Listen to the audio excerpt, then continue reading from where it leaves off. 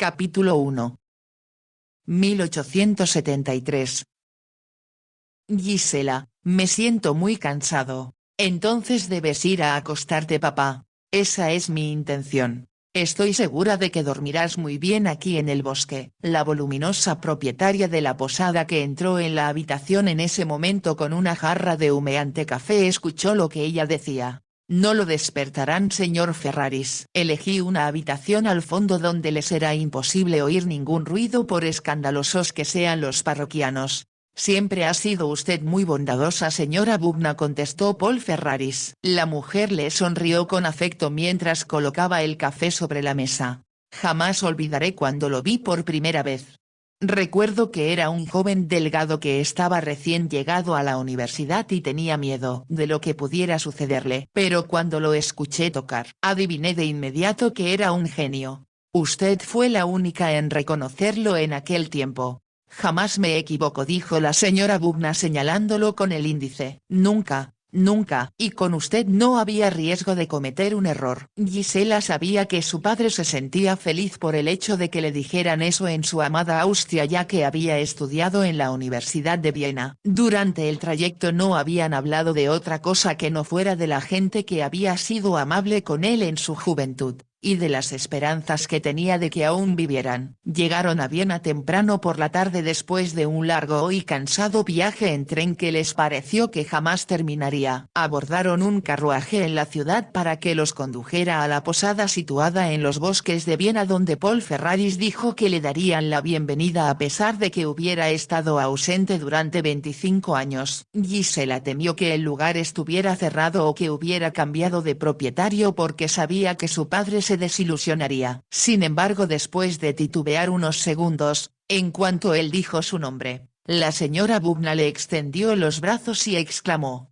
«Sí, es mi pequeño Paul, el inglés que tenía miedo a Viena, pero que tocaba el violín como un ángel. Bienvenido, bienvenido». Después de eso, todo fue recuerdos, brindis y noticias de gente que para Gisela solo significaban nombres. Se sentía muy contenta de que su padre se mostrara feliz y con mejor aspecto del que había tenido desde la muerte de su madre. Durante casi 2 años, habían ido de un lugar a otro, sin establecerse en ninguno, y cuando empezaban a quedarse sin dinero, su padre dijo: «Iremos a Viena». Siempre tuve la intención de volver, pero nunca lo hice porque tu madre prefería vivir en Francia. Durante los años anteriores, la madre de Gisela era quien se ocupaba de todo. Su marido tocaba música celestial, pero no parecía consciente de que los que dependían de él tenían que comer. Solía tocar para su esposa e hija con tanto gusto y con tanta brillantez que parecía estar actuando en un teatro ante un gran público. Paul Ferraris había sido aclamado en París y, debido a que su mujer manejaba y arreglaba los contratos,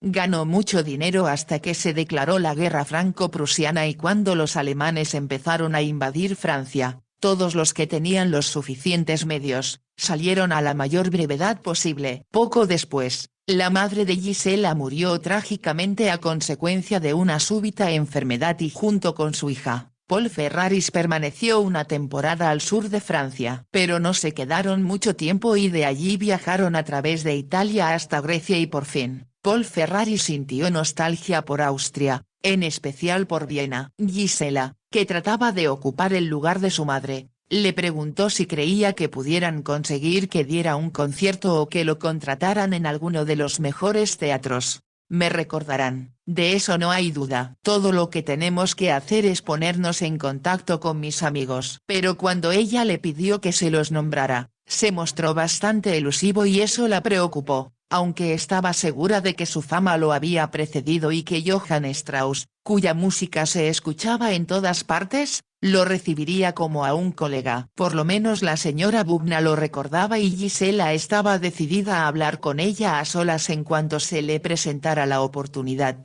«Parece que le va bien», comentó su padre. «El lugar es más grande de lo que yo recuerdo». «¿Más grande?». «El doble de tamaño, señor mío. Está de moda. Tarde o temprano todo mundo viene a beber mis vinos y a disfrutar de mi cocina.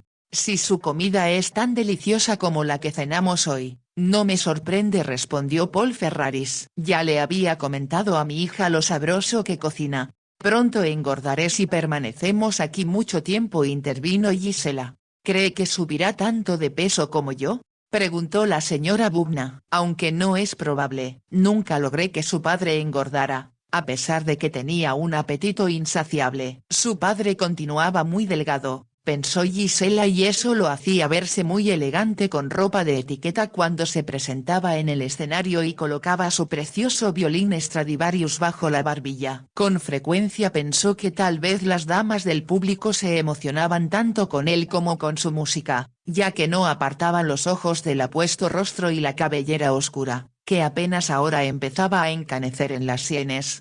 Me encelo de la atención que recibes de tantas mujeres hermosas, observó su madre en cierta ocasión. No tienes por qué, mi amor, respondió él. La única mujer hermosa en mi vida eres tú. A diferencia de la mayoría de los músicos, toda la felicidad de su padre se concentraba en su hogar. Muy rara vez salía a cenar después de una actuación, lo cual sus conocidos no podían comprender. Prefería regresar a cenar a solas con su esposa y más tarde, cuando ya tuvo edad, para acompañarlos, con su hija Gisela. Cuando su madre murió, Gisela comprendió que su padre se sentiría perdido, desdichado y aturdido. Ver a alguien hundido en la desesperación era atemorizante, pero amaba tanto a su padre que pensó que tanto por él como por la memoria de su madre, debía sacarlo de la depresión y el único camino era la música. Las cosas mejorarán ahora que está en Viena, se dijo mientras lo veía charlar animado con la señora Bubna. Pero a la vez notaba que estaba muy cansado. Así que en cuanto lo vio terminar de beber su café, le indicó: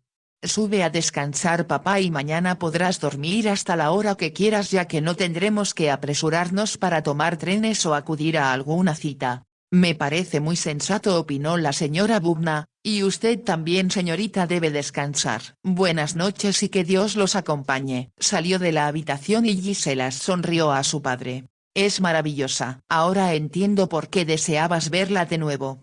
Debe tener más de 60 años y sin embargo habla con el entusiasmo de una jovencita y es muy activa. Ambos se rieron. Mañana, cuando estemos descansados, agregó él, te mostraré Viena. Siento como si hubiera regresado al hogar. Gisela sabía que en realidad era su hogar de adopción, pero no lo comentó, ya que a su padre le disgustaba que le recordaran que era de ascendencia inglesa. Los recuerdos que tenía de Inglaterra no eran gratos debido a que su padre, además de ser muy estricto, se había casado en segundas nupcias con una mujer que no quería a Paul. Sus abuelos maternos eran austriacos y Paul fue a pasar unas vacaciones con ellos. Cuando se enteraron de los sufrimientos que padecía en su hogar, lo retuvieron en Viena a su lado. Lo enviaron a la universidad y cuando descubrieron que tenía gran talento para la música y en especial para el violín, él adoptó su apellido. ¿Cómo esperar que alguien te tome en serio como músico si eres inglés?, le preguntó su abuela. Con el apellido Ferraris te escucharán con respeto y ese es el primer paso para ganar la batalla por el reconocimiento. Como era un joven inteligente, Paul comprendió que tenía razón y además, de todas maneras, detestaba Inglaterra pues recordaba lo que había padecido después de la muerte de su madre. En poco tiempo se sintió parte integral de la familia de su abuela, aunque algunas veces, Gisela detectaba en él características inglesas que su padre no tenía idea que poseía. Y fue su madre quien insistió en que ella estudiara con ahínco el inglés, así como otros idiomas. Eres 3/4 partes inglesa, mi amor, le dijo, y sería tonto negarlo. Siempre he creído que nuestras raíces están en los países a los que pertenecemos y un día, tal vez vayas a Inglaterra y descubras que es el lugar que te atrae más que cualquier otro para vivir. Lo dudo, mamá, pero si amas Inglaterra yo también la amaré. Sin embargo, por la forma en que habla papá de Austria la imagino emocionante y romántica. Tu padre olvida que también tiene sangre húngara por parte de su bisabuela. Así que en suma es mestizo, aunque jamás lo admitirá. Ambas se rieron. Sin embargo, Gisela se emocionaba con el solo hecho de escuchar relatos sobre Inglaterra, Austria, Hungría y porque había vivido allí, también con anécdotas de Francia. Le resultaba fácil hablar con fluidez los idiomas de los 4 países. Poder entenderse con la señora Bubna le hizo agradecer las horas que pasara con diferentes institutrices en lugar de salir a jugar o a cabalgar como era su deseo cuando la ponían a estudiar. Mañana escucharé el idioma austriaco en las calles, las tiendas y, por supuesto en el teatro, pensó. También lo oiré en las canciones. Se dio cuenta de que eso era lo que añoraba desde que llegaran a los bosques de Viena. Su padre le había contado que con frecuencia los estudiantes o los soldados se ponían a cantar y todo el mundo se unía al coro que hacía eco entre los árboles. Como si adivinara sus pensamientos, su padre le dijo: «En cuanto yo me retire, debes hacer lo mismo, Gisela. Pero es muy temprano, papá. Ahora todo está tranquilo, pero más tarde, cuando llegue la gente a cenar, la señora Bubna no tendrá tiempo para cuidarte». Gisela lo miró sorprendida. «¿Temes que el ambiente se ponga desagradable?» «No, no exactamente. Sé que aquí solo vienen a divertirse. Pero eres muy linda y cada día te pareces más a tu madre. A los 18 años ya no puedes quedarte sola sin dama de compañía como cuando eras niña». «Esto sí que es novedad, papá. Nunca me habías hablado así antes. El año pasado vivimos con mucha tranquilidad. No hemos ido a ninguna ciudad alegre o a donde las mujeres bellas atraen las miradas masculinas como imanes. No te preocupes por mí, papá. Me sé cuidar sola». «Mañana hablaremos de eso, no esta noche». Notó que a su padre se le cerraban los ojos por la fatiga y que bostezó al levantarse. «Buenas noches, cariño. Eres tan sensata como tu madre. Como dices, mañana hablaremos». Salió de la salita privada donde la señora Bubna les había servido la cena. Al frente de la posada había un restaurante con muchas mesas en el exterior, colocadas a la sombra de los árboles, donde a Gisela le hubiera gustado cenar para observar a los demás comensales. Pero la señora Bubna insistió en que cenaran temprano para que pudiera atenderlos personalmente y como ambos tenían mucho apetito, accedieron de inmediato. Gisela tomó el ligero chal que hacía juego con su vestido y que llevó consigo en caso de que salieran a pasear por los bosques después de la cena. En lugar de ponérselo sobre los hombros, lo colgó de un brazo y al mirar hacia la ventana pensó que, a pesar de lo que su padre dijera, era demasiado temprano para irse a la cama. Anhelaba conocer los bosques de Viena de los que tanto escuchara hablar y leyera. Estaba segura de que eran los más románticos del mundo y lo que había visto camino a la posada había confirmado esa impresión. Casi sin pensarlo, salió de la habitación y en lugar de subir por la escalera, cruzó una puerta que conducía al jardín posterior del edificio. Era un pequeño lugar lleno de flores que perfumaban el ambiente. Después se convertía en parte del bosque y los árboles estaban tan cerca que parecían rodear la posada. Como era tan hermoso y la noche todavía no caía, Gisela continuó su camino y poco después, mientras se adentraba en el espeso follaje, vio cuando las luces de Viena empezaron a encenderse. No había suficiente luz para distinguir nada, excepto la gran aguja de la catedral y el Danubio, que brillaba como si fuera de plata, incluso en el crepúsculo que era el preludio de la oscuridad. Las luces de la ciudad parecían luceros y Gisela pensó que cuando pudiera ver a través del follaje la salida de las estrellas en el firmamento, sería como ver resplandecer diamantes sobre el más suave de los terciopelos. Se emocionó y sintió como si flotara en lugar de caminar. Sus pies se movían ligeros como si bailaran al ritmo de alguna música celestial tocada por las hojas y las flores que percibía por su aroma, aunque no las podía ver. A su izquierda apareció un pequeño claro y contempló ensimismada la cuenca del Danubio a sus pies. Sabía que en algún lugar, escondida en la penumbra, se encontraban la isla Gansehaufel y el castillo de Kornuburg, los cuales conocería al día siguiente. Su padre le prometió también llevarla a conocer el palacio barroco de Schönbrunn, flanqueado por Karlskirch. Había tanto que ver, tanto que escuchar, que casi parecía un crimen pensar en dormir. Poco a poco fueron apareciendo más luces hasta que la ciudad se iluminó con ellas y sintió que se estaba perdiendo de algo vital y emocionante que la estaba aguardando. Tal vez, se dijo, esperaba que Viena le brindara lo que siempre había anhelado, aunque no estaba segura de lo que era. Solo sabía que debido a que su padre hablaba de Viena con tanta frecuencia, Esta ciudad había adquirido un significado casi místico, algo que no podía expresar con palabras sino con música. Fue entonces cuando se dio cuenta de que escuchaba música, no como la que su padre tocaba, sino voces masculinas que cantaban. Reconoció la tonada porque cuando cruzaron la frontera hacia Austria, escucharon que la cantaban, la silbaban o la tarareaban tanto en el tren como en cada estación donde se detuvieron y también en las posadas donde se alojaron. Era un vals popular que Gisela no tardó en darse cuenta de que cambiaba de letra de acuerdo con las necesidades de quien la cantara. Ahora escuchó el cántico con claridad. Busco el amor. ¿En dónde se esconde ella? Busco el amor. ¿En dónde puede estar ella? Baile, cabalgue, cante o beba. No se me escapará. Tuvo la sensación, aunque no estaba segura, de que era la letra que los estudiantes habían compuesto mientras los escuchaba repetir el estribillo. No se me escapará. Lo acompañaban con gritos que literalmente hacían estremecer las hojas de los árboles a su alrededor. Las voces se acercaban por la vereda en la que ella se encontraba y de pronto se percató de su situación. Tenía la impresión de que a los estudiantes les parecería divertido encontrar a una joven sola caminando por el bosque. Estaba segura que no le harían daño, pero podría ocurrírseles besarla y tal vez obligarla a acompañarlos a donde se dirigían. De pronto, invadida por el pánico, Gisela se preguntó si debía correr de regreso a la posada. Pero al volverse y mirar por donde viniera, notó que estaba muy oscuro y temió caerse si corría. Lo peor era que su vestido blanco sin duda atraería la atención de ellos. Miró a su alrededor y descubrió un seto que evidentemente lo usaban las parejas que deseaban intimidad. En su interior había un asiento de madera y los arbustos y enredaderas lo protegían tanto de los elementos como de miradas indiscretas. Con rapidez,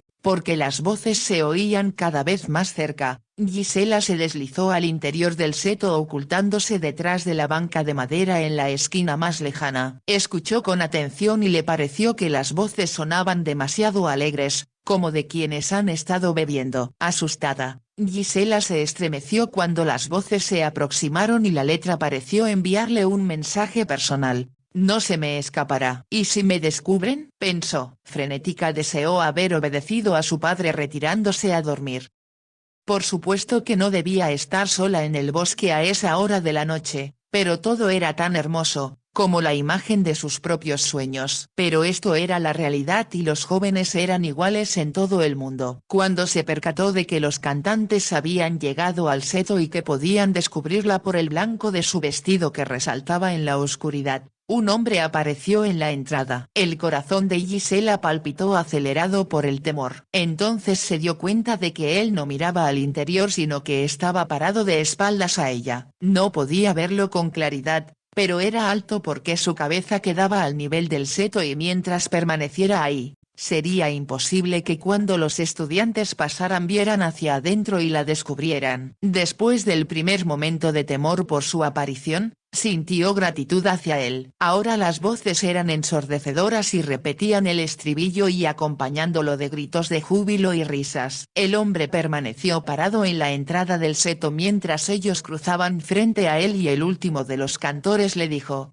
«Ven y únete a nosotros. La noche es joven y el vino de la posada de Bubna muy bueno». «Lo haré más tarde», respondió el hombre. Pronto las voces fueron disminuyendo hasta que se convirtieron en un murmullo. El hombre no se movió. Gisela no se atrevía casi ni a respirar. Todavía temblaba, aunque ya no estaba tan asustada. Entonces el hombre preguntó: «¿Se encuentra bien?». Nunca imaginó que supiera que estaba allí y se sobresaltó antes de contestar con voz muy débil: «Gracias por pararse donde está. Temía que me vieran. Supuse que por eso se ocultaba». Fue sensato hacerlo aunque no lo fue salir a los bosques sola por la noche. «Lo sé. Pero era tan hermoso que parecía casi un pecado irme a dormir». Tuvo la sensación de que el hombre sonreía, pero no podía verle el rostro porque la noche había cerrado, así que en medio de la oscuridad solo era un bulto oscuro.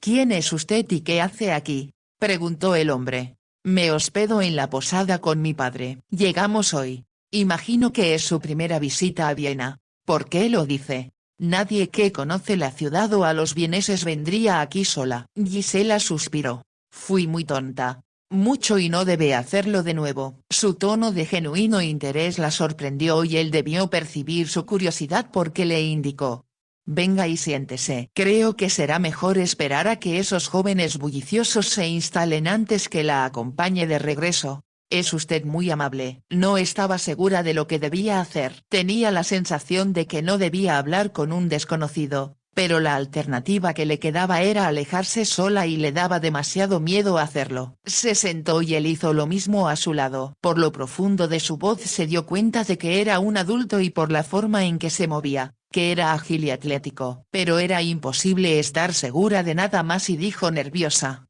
debo volver tan pronto como considere que es prudente. ¿Estará segura conmigo? Lo miró, pero como no podía ver nada en la oscuridad, volvió la vista hacia las luces de la ciudad que incluso desde allí podían admirarse. Creo que debemos presentarnos. ¿Cómo se llama? Gisela. Un nombre muy bonito y sospecho que usted lo es también. Gisela no pudo evitar sonreír.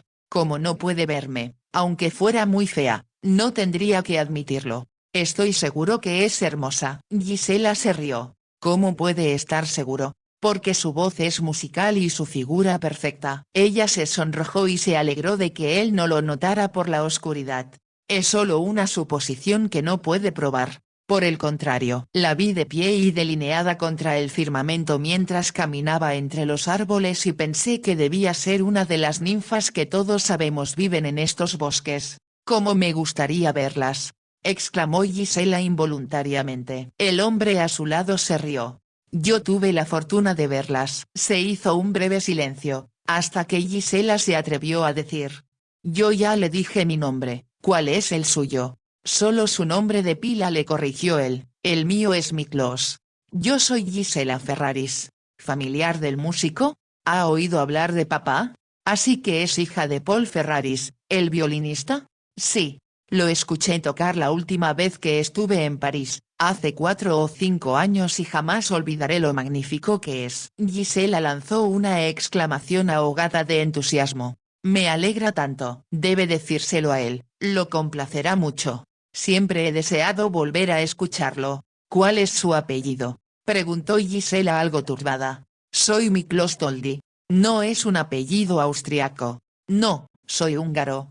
«Qué emocionante. ¿Por qué?». «Siempre deseé conocer a un húngaro. Yo llevo sangre húngara en las venas y siempre me ha parecido una raza muy romántica. Más que los vieneses, que para papá son la gente más romántica del mundo». Tal vez su padre tenga razón. Todos venimos a Viena para charlar, soñar y cantarle al amor. Como los estudiantes, observó Gisela sonriente. Los estudiantes son bastante ruidosos, con frecuencia molestos e imprevisibles en su comportamiento. Por eso fue muy sensato de su parte ocultarse cuando los escuchó aproximarse. Gisela sintió de nuevo el temor que la había poseído cuando sintió que los cantores se acercaban a donde se ocultaba. «Gracias por salvarme.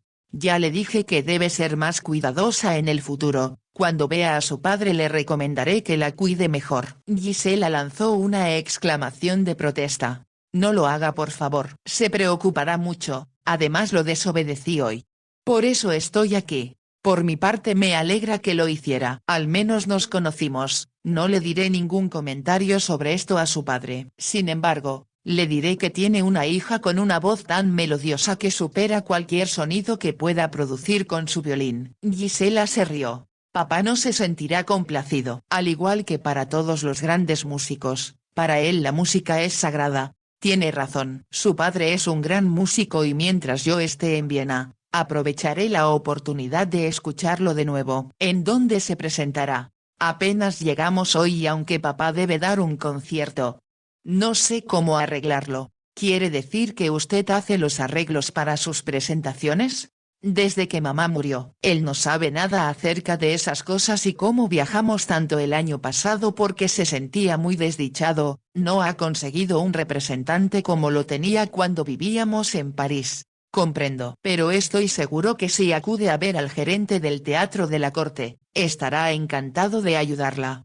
Gracias. Era lo que necesitaba saber. Papá desconoce todo lo relacionado con este tipo de cosas y sería muy feliz si tuviera oportunidad de tocar en uno de esos pequeños jardines de baile de los que tanto me ha hablado, así como también ante un público elegante en un teatro. Hizo una pausa antes de añadir con una sonrisa. Por desgracia no le pagarían tan bien. ¿Están necesitados de dinero? Tuvimos que salir de Francia a toda prisa después de que los alemanes derrotaron a los franceses en la batalla de Sedan. Desde entonces hemos recorrido diferentes partes de Europa y viajar siempre cuesta. Veo que es muy práctica, señorita, y el tipo de hija que su padre necesita. Intento serlo, pero papá no me escucha como lo hacía con mamá. Es lógico, la gente, en especial los hombres, esperan que sus hijos obedezcan, no que den órdenes. Es verdad, no obstante, por lo general logro convencerlo de que haga lo que deseo. Todas las mujeres están llenas de triquiñuelas para salirse con la suya, respondió Miklos casi con amargura. Como se sintió criticada, Gisela se puso de pie. Ya no se escucha ruido y creo que es prudente que regrese. Miklos Toldi también se puso de pie. La acompañaré. No hay necesidad. No puede estar segura. Los estudiantes podrían regresar por este mismo camino. Por la forma en que ella se volvió hacia esa dirección, Miklos comprendió que su advertencia la había puesto nerviosa y agregó. A menos que conozca el camino, no es fácil llegar a la posada, incluso a la luz del día. Deme la mano, yo la guiaré. Gisela titubeó un momento. Entonces pensó que sería una tontería rehusarse a esa sugerencia tan sensata. Extendió el brazo y sintió los dedos de él cerrarse sobre su mano. Eran cálidos, fuertes, y brindaban una sensación de seguridad. Iniciaron la marcha por la vereda que ella tomara desde la posada. Se dio cuenta de que él tenía razón al decir que era difícil de encontrar. Como daban la espalda a las luces de la ciudad, se movían en la densa oscuridad del bosque. Los árboles eran de follaje tan espeso que no se veían las estrellas. Además esa noche no había luna. Aunque él la llevaba de la mano, Gisela tropezó y él, para que se apoyara, la apretó con más firmeza. Ella se alegró de que la acompañara. Caminaron en silencio hasta que al fin vieron frente a ellos las luces de la posada. «Ya estoy a salvo», exclamó Gisela cuando se aproximaron al pequeño jardín. Todavía bajo los árboles, Miklos se detuvo y como aún la llevaba de la mano, se vio obligada a detenerse también. La traje de regreso a salvo. Gisela. Le sorprendió que la llamara por su nombre de pila, pero no dijo nada y él continuó.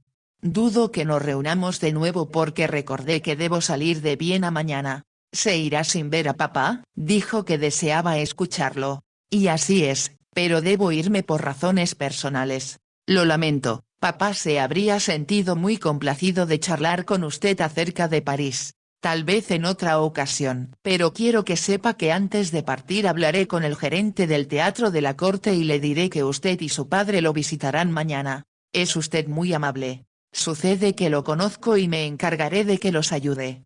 «Gracias, gracias. Eso nos facilitará mucho todo. Es usted tan bondadoso. Tuve suerte de encontrarlo y de que me salvara. En el futuro cuídese. En otra ocasión no estaré presente y puede llevarse un susto». Hizo una pausa y agregó. «Prométame que no correrá ningún riesgo». Habló en un tono muy serio y ella levantó el rostro en un intento por ver cómo era a pesar de la oscuridad. Solo pudo notar que era más alto que ella y como las luces de la posada no iluminaban los árboles, era solo una voz en las sombras. «Prométamelo», insistió Miklos. «Lo prometo. Recordaré su voz, tal como recuerdo la música de su padre. Sabe lo agradecida que le estoy», dijo ella en un impulso, «y desearía poder darle las gracias de una forma más adecuada. Es sencillo». Gisela lo miró con curiosidad sin entender lo que le quería decir. De pronto y con gran ternura, como si temiera asustarla, con uno de sus brazos la rodeó y con la otra mano la tomó de la barbilla para levantarle el rostro. Ella estaba demasiado sorprendida para moverse y cuando iba a intentarlo, era ya demasiado tarde. Los labios de él se posaron sobre los suyos y recibió el primer beso de su vida. Sabía que debía resistirse y que debería sentirse indignada, pero los brazos de Miklos Toldi la ciñeron a él, su boca la mantuvo cautiva y le fue imposible moverse, ni siquiera pensar. Solo sabía que los labios de él parecieron tomarla prisionera, y que algo cálido y maravilloso, como una ola marina, se agitó en su interior y ascendió a través de su pecho a su garganta, hasta que llegó a sus labios. Era tan bello como la música que escuchara entre los árboles, como las luces de la ciudad que parecían estrellas, el río plateado y la fragancia de las flores del jardín. Era algo que ella había soñado,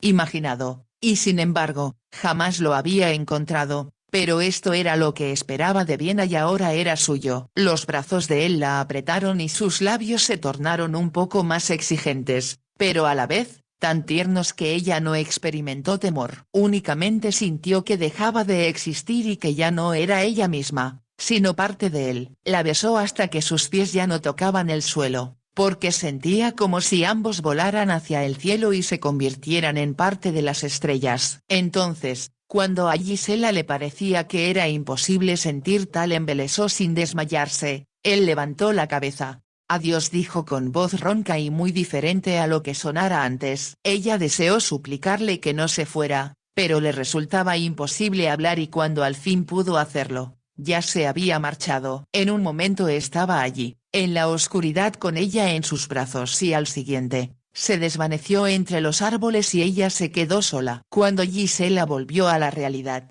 le pareció que todo había sido un sueño. ¿Era cierto que se hubiera internado en los bosques de Viena y la asustaron los estudiantes? ¿O que la hubiera salvado un hombre cuyo rostro nunca vio y a quien, de hecho de forma reprensible y casi escandalizante, había permitido que la besara? Pero fue algo que de alguna manera fue lo correcto o tal vez la palabra más apropiada fuera inevitable. Eso era lo que ella esperaba de Viena y lo que había encontrado. De pronto se dio cuenta de que él se había ido, que le había dicho adiós y que nunca volvería a verlo. No que ella de hecho lo hubiera visto, pero por alguna razón extraña, había respondido a su voz y al contacto de su piel. Todavía podía sentir los dedos de él oprimiendo sus manos mientras la conducía con seguridad en la oscuridad del bosque. Su corazón palpitó y su cuerpo se estremeció por el éxtasis que él despertó en ella con sus labios y pensó que le iba a ser imposible volver a sentirse como cuando la mantuvo cautiva. Un éxtasis que no pudo explicarse surgió en su interior haciéndola sentirse parte de él. Pero se había marchado y ella solo conservó el recuerdo del tono de su voz en el aire cuando decía adiós. Debido a que le pareció tan irreal, algo que no podía haber sucedido, se volvió y casi a ciegas y con lentitud cruzó el jardín y entró en la posada. Mientras caminaba por el pasillo en dirección a la escalera, escuchó las voces y las risas provenientes del restaurante y de las mesas situadas bajo los árboles. Temió encontrarse con alguien por lo que se apresuró escaleras arriba. Cuando llegó a la puerta de su habitación, escuchó a lo lejos las voces procedentes del jardín cantando el estribillo. Busco el amor. ¿En dónde se esconde ella? Busco el amor. ¿En dónde puede estar ella?